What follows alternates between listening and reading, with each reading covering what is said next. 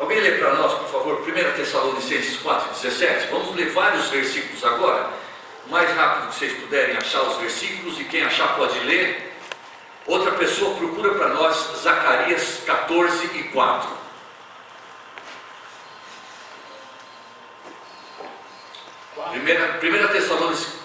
1 Tessalonicenses 4,17, por favor. Depois, nós, os vivos, os que ficarmos, seremos arrebatados juntamente com eles.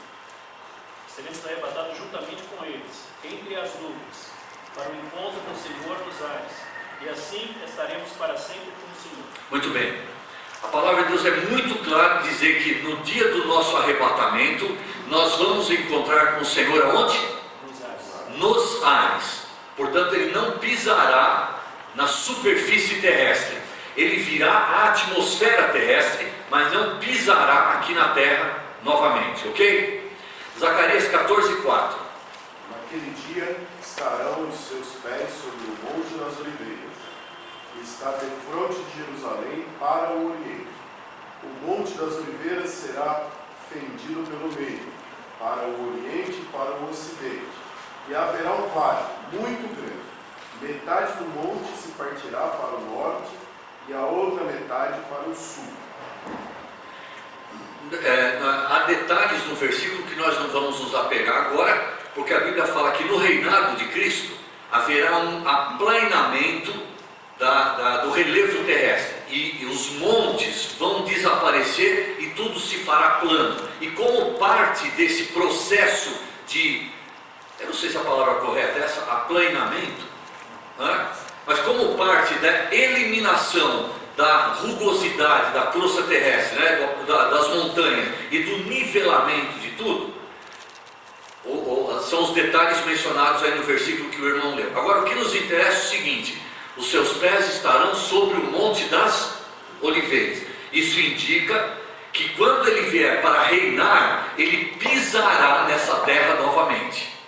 Enquanto no dia do arrebatamento ele virá apenas a atmosfera terrestre, quando ele vier para reinar, ele pisará sobre essa terra novamente. É bem fácil de perceber aí a diferença entre essas duas vindas.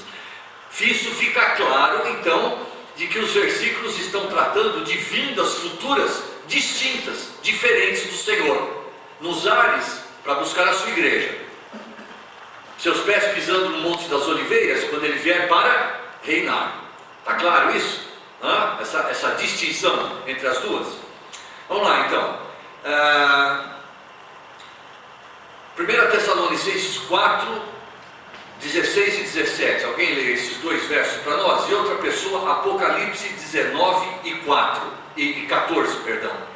Porquanto o Senhor mesmo, dada a sua palavra de ordem, ouvida a voz do arcanjo e ressoada a trombeta de Deus, descerá dos céus, e os mortos em Cristo ressuscitarão primeiro. Depois nós, os vivos que ficarmos, seremos arrebatados juntamente com eles entre nuvens, para o encontro do Senhor nos ares, e assim estaremos para sempre com o Senhor. Então, esses versículos falaram do nosso encontro com o Senhor nos ares. Portanto, ele vem buscar os seus, aqueles que pertencem à sua igreja, ok? Apocalipse 19, 14. E seguiam os exércitos no céu, em cavalos brancos e vestidos de linho fino, branco e puro. A descrição agora é da vinda do Senhor para reinar. Note, quem é que vem com o Senhor para quando ele vier estabelecer o seu reino milenial aqui na terra? Seguiam-no os exércitos que há no céu. Quem é que compõe o exército que há no céu? Dois tipos de seres criados por Deus. Anjos fazem parte do seu exército celestial. Quem mais? Quem mais que usa armadura hoje? Quem mais que está mergulhado numa guerra espiritual? Quem? A sua igreja. Então, essa descrição de Apocalipse 19, o Senhor não vem buscar os seus, mas ele vem com os seus. Percebe a diferença? Quando ele vier buscar os seus, ele vem sozinho, e os seus vão ser arrebatados. Mas quando ele vier com os seus, ele vem à frente do seu exército celestial, não para buscar os seus, mas ele traz junto consigo os que pertencem à igreja, para reinarmos junto com o Senhor. Uma outra, pode seguir o slide, por favor. Eu vou pular porque não vai dar para a gente estabelecer, verificar todos aí. Próximo slide.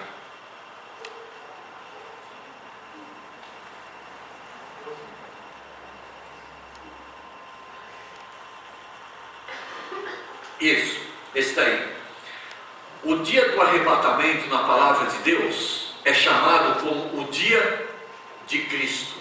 Alguém pode ler para nós, por exemplo, Filipenses 1:6?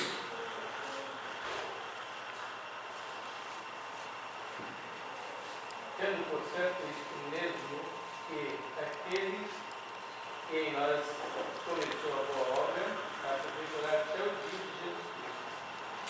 Aquele que começou boa obra em vós. E quando que essa boa obra em nós foi começada? Quando cremos. Conversão. Quando cremos, no dia da nossa conversão. E essa obra vai ser finalizada quando? No dia de Cristo. E quando será esse dia de Cristo? No dia do nosso arrebatamento. Porque o outro trecho, 1 Coríntios capítulo 15, diz que no dia do nosso arrebatamento nós vamos ser transformados. E 1 João capítulo 3 diz que essa transformação vai nos levar a ser semelhantes a Ele. Não é? Então, a obra começa em nós no dia da nossa conversão e termina no dia da nossa conversão, no dia do nosso arrebatamento. Mas o dia do nosso arrebatamento é chamado dia de Cristo. O personagem principal desse dia, o noivo celestial, Cristo. Por isso o dia é chamado o dia de Cristo. Mas e quando ele vier para reinar? Nós já lemos 2 Tessalonicenses 2:1. A vinda dele para reinar está relacionada com o dia do Senhor e não com o dia de Cristo. O dia de Cristo é uma coisa, é o arrebatamento. Dia do Senhor é o tempo em que Deus vai intervir diretamente nos destinos da humanidade. Quando é que começará esse tempo? No período da tribulação, quando ele derramar o seu juízo sobre essa terra, na sua vinda em glória para reinar. Depois no tempo do milênio, quando ele estará reinando com cetro de ferro, e depois no julgamento do grande trono branco. Nesse período de tempo, chamado o dia do Senhor, aí não é o dia de Cristo, é o dia do Senhor.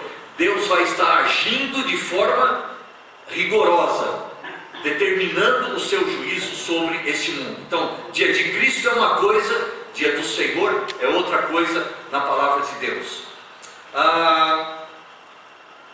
1 Coríntios 15:52. E outra pessoa leia, por favor, Apocalipse 1:7. 1 Coríntios 15. E 52. No momento, no abrir e fechar de olhos, ao ressoar da última trombeta, a trombeta soará, os mortos ressuscitarão incorruptíveis, e nós seremos transformados. Essa descrição é de fatos que vão acontecer quando? O arrebatamento. No dia do nosso arrebatamento. Então é a vinda do Senhor para arrebatar a sua igreja. Os mortos vão ser ressuscitados. Depois nós vamos estudar com detalhes o que vai acontecer nessa ressurreição. Haverá uma transformação pela qual nós passaremos. Essa transformação se faz necessária, primeiro porque o nosso corpo natural está sujeito a leis físicas. Por exemplo, a lei da gravidade. Por exemplo, a lei de que dois corpos não podem ocupar o mesmo espaço ao mesmo tempo. Mas essa transformação não vai nos libertar, o nosso corpo, de estar sujeito às leis físicas, porque agora será um corpo espiritual. Então a gravidade puxa para baixo, nós vamos para cima, contra a gravidade. Nós vamos atravessar lajes e telhados, mas aquela lei física que diz que dois corpos não podem ocupar o mesmo espaço ao mesmo tempo, nosso corpo não vai estar mais sujeito a essa lei física, porque ele deixará de ser um corpo natural, passará a ser um corpo espiritual. Então nós seremos transformados no dia do nosso arrebatamento. E todo esse processo, o arrebatamento, a ressurreição, a transformação, vai demorar quanto para ocorrer? Um abrir e piscar de olhos. Bom, no tempo de Paulo, não havia cronômetros. Se Paulo estivesse escrevendo nos nossos dias, ele diria: tudo isso vai ocorrer numa fração de segundo, num milésimo de segundo. A gente vê uma corrida, né, de automóveis e vê os pilotos disputando lá a pole position, né? E vê às vezes a diferença entre o primeiro e o segundo é de centésimos ou até milésimos de segundo. É um espaço de tempo que não dá nem para. Na época de Paulo, a maneira de ele escrever, referindo-se a esse intervalo de tempo tão pequeno, piscar de olhos. Pronto. É esse o tempo que vai demorar para os mortos serem ressuscitados, vivos e mortos ressuscitados sermos transformados, subirmos e encontrarmos o Senhor com os ares. Tudo isso num piscar de olhos. O mundo vai presenciar isso? Não vai dar tempo. Só nós da igreja o contemplaremos. Agora, leia o Apocalipse 1 e 7. Eis que vem com as nuvens, e todo olho o verá, até quantos o traspassarem, e todas as tribos da terra se lamentarão sobre ele, certamente. Amém. Essa vinda não é o dia do arrebatamento. Essa vinda é a vinda de Cristo para reinar. Como é que nós sabemos disso? Vai durar mais do que 1/1000º de segundo. E vai ser um fato que manifestará a glória do Senhor. E o Senhor glorificado, todo olho o verá. Agora, deixa eu fazer uma observação. Quando João escreveu estas palavras, certamente ele ficou pensando: como é que todas as pessoas do mundo podem presenciar um fato no mesmo instante? Hoje, com fatos transmitidos online, ao vivo, no mesmo instante, mesmo que aconteça desse lado do globo terrestre, pessoas que estiverem do outro lado podem ver o fato no mesmo instante, não pode? Alguma coisa que é transmitida por TV, via satélite, o mundo inteiro o verá. Online. Mas o mundo inteiro verá quem? O Senhor glorificado. Quando será isso? Quando ele vier para buscar a sua igreja? Não. Quando ele vier para reinar. Certo? O arrebatamento, num piscar de olhos, o mundo apenas vai notar a nossa falta, mas não verá quando a igreja for arrebatada. Mas quando o Senhor vier à frente do seu exército celestial para reinar, aí sim, o mundo todo o verá. Certo? Diga, irmão. Não, uma palavra aqui que está usando uma confusão, né? No capítulo 15, versículo 52. É a trombeta. Certo. Algumas pessoas confundem essa trombeta Perfeito. com aqueles julgamentos de Deus lá do Apocalipse, né? 5 trombetas, 7 trombetas do Apocalipse. Não é a mesma referência àquelas lá. Perfeito.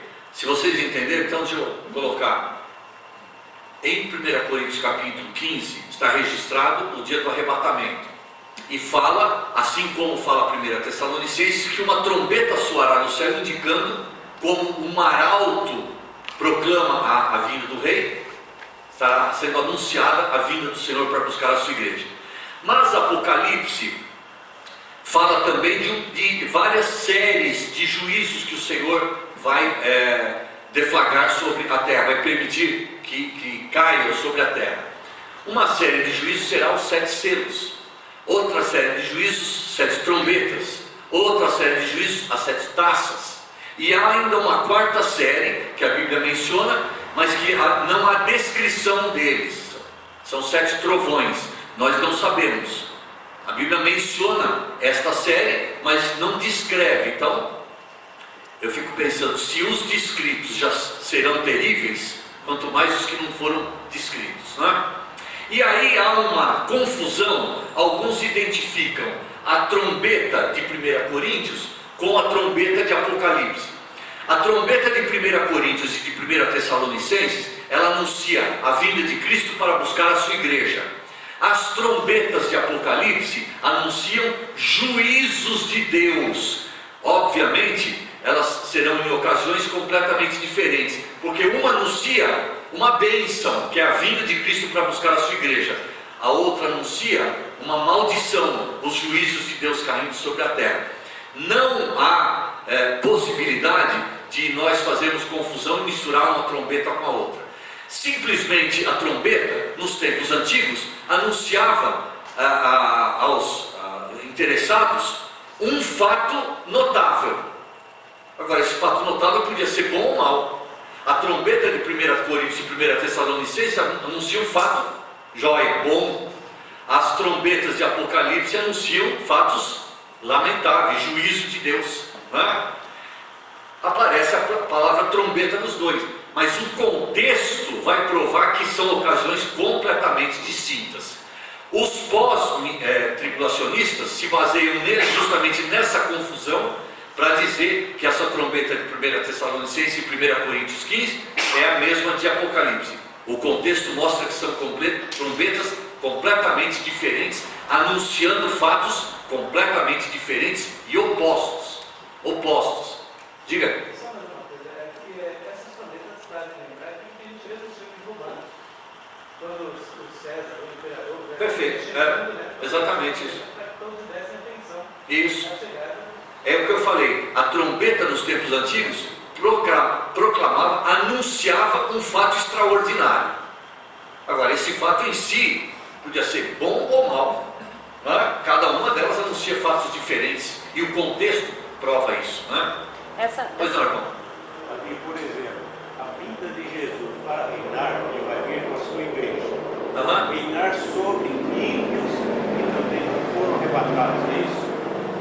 Acontece que antes do milênio, a Bíblia diz, Mateus capítulo 25, o Sermão do Monte das Oliveiras, menciona ali um julgamento que as nações vão passar antes do Senhor começar o milênio. Essas nações então vão passar por esse julgamento, e os que forem condenados, antes de começar o milênio, eles já são enviados para o lago de fogo. Então, no início do milênio, só haverá salvos aqui sobre a terra. Mas como será um período muito longo, e como haverá uma abundância de alimentos muito grande, uma força física, inclusive para a procriação muito grande, muitas pessoas vão nascer na época do milênio. E nascerão pessoas que depois não se converterão e que no final do milênio se rebelarão contra o Senhor. Mas no início do milênio, as pessoas que estiverem aqui na terra, todas elas serão salvas. Durante o milênio vão nascer pessoas que não vão se converter, certo? Inclusive Satanás será solto e vai sediar as pessoas, né? Só no final do milênio que Satanás será solto. Perfeito. Rosana? Tem alguma razão por ser chamado de última trombeta? Por que essa expressão última?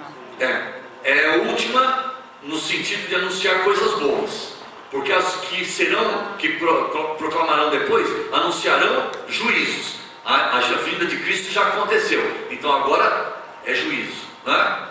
Essa expressão última trombeta tem gerado confusão, né? E é um dos principais argumentos dos pós-tribulacionistas, essa confusão feita. Mas eles deixam de ler o contexto, porque uma trombeta está falando de uma coisa extremamente boa e as outras de alguma coisa extremamente ruim. Não pode ser a mesma, né?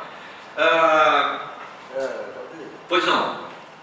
na primeira ressurreição, vai vir uma piscar de olhos.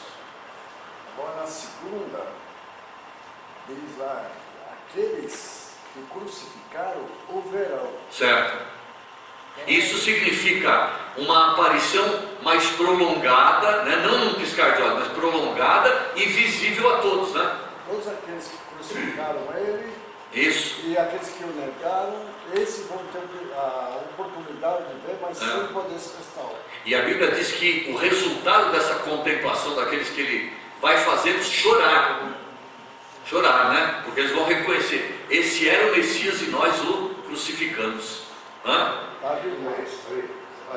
Tarde demais. Tarde demais. Essas trombetas, essas coisas, mas já no decorrer da história, como já não foram acontecendo, essas pragas, foi tudo praga, na espanhola, guerra, também tem alguma coisa a ver, não?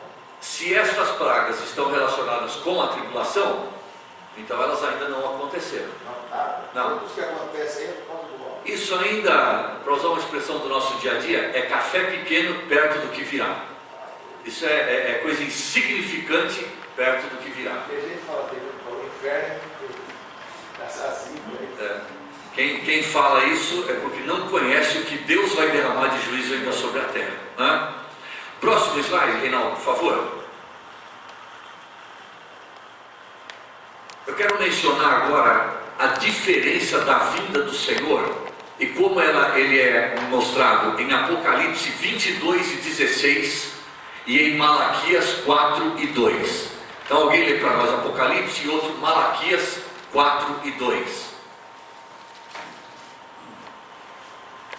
22 e 16.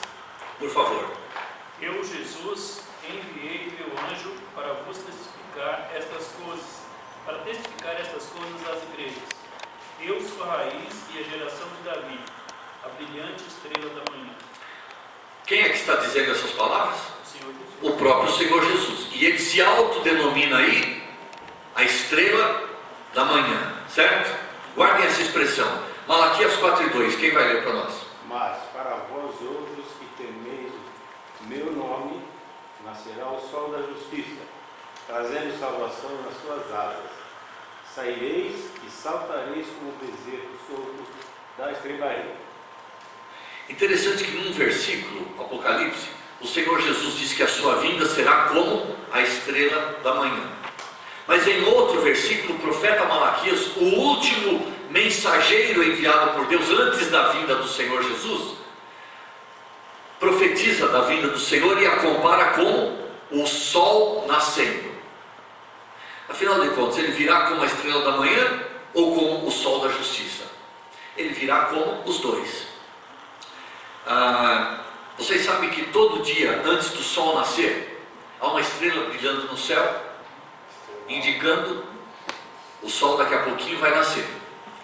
De fato não é uma estrela, é o planeta Vênus, e por causa da posição dele, ele acaba refletindo o sol, o brilho do sol, os raios solares na Terra, e dá a impressão de que é uma estrela, mas a estrela tem luz própria, os planetas não têm, ele apenas reflete a luz do sol, não é? Agora todo dia isso acontece. Primeiro aparece no céu o sinal da estrela da manhã, e depois aparece no céu o sol raiando. A promessa do sol raiando está em Malaquias. Os profetas do Velho Testamento conheciam alguma coisa relacionada com a igreja? O apóstolo Paulo, escrevendo a carta aos Efésios, disse que esse foi um mistério que Deus não revelou no passado. Se os profetas do Velho Testamento, ou os santos do Velho Testamento, não conheciam as verdades relacionadas à igreja, eles também não conheciam o arrebatamento da igreja. Então Malaquias está profetizando aí qual vinda do Senhor? A segunda. Qual vinda? A vinda para reinar. Porque o reino foi profetizado no Velho Testamento.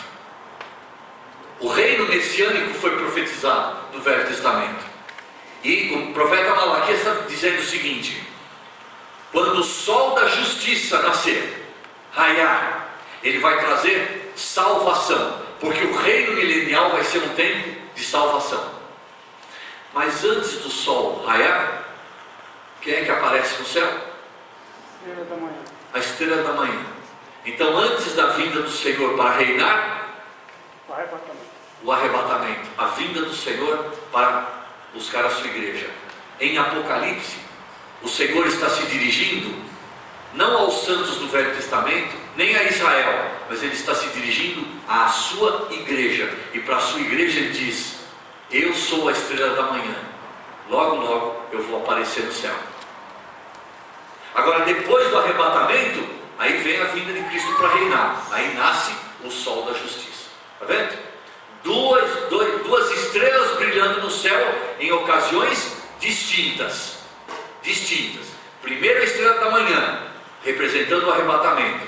Depois o sol da justiça, representando a vinda para reinar. E é significativo o fato de que o sol da justiça é prometido no Velho Testamento, porque o reino milenial foi prometido a Israel no Velho Testamento.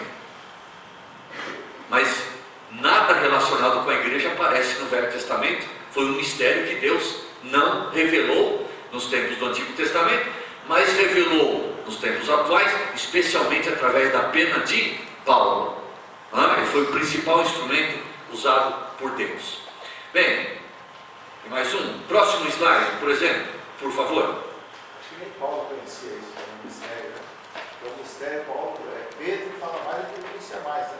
Não, Paulo descreve o mistério da igreja nas suas cartas. Efésios ele fala isso, Colossenses ele fala isso. Então, o mistério que ele está se referindo é a igreja. A igreja, que foi revelado a ele e através da pena dele foi revelado a nós. Bom, vamos fazer o seguinte. Eu acho que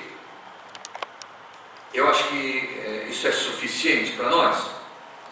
Vocês têm aí algumas outras diferenças, tá? Tem uma listinha aí de 13 diferenças entre a vinda de Cristo para reinar e a vinda de Cristo para arrebatar a sua igreja. Nós não tivemos tempo aqui de analisar todas, mas eu creio que os versículos que foram analisados mostram duas vindas distintas, sem possibilidade de nós confundirmos uma com a outra. Ok? Esse é o último slide. Vamos fazer mais um intervalo e depois nós voltamos então para a última aula dessa tarde, ok?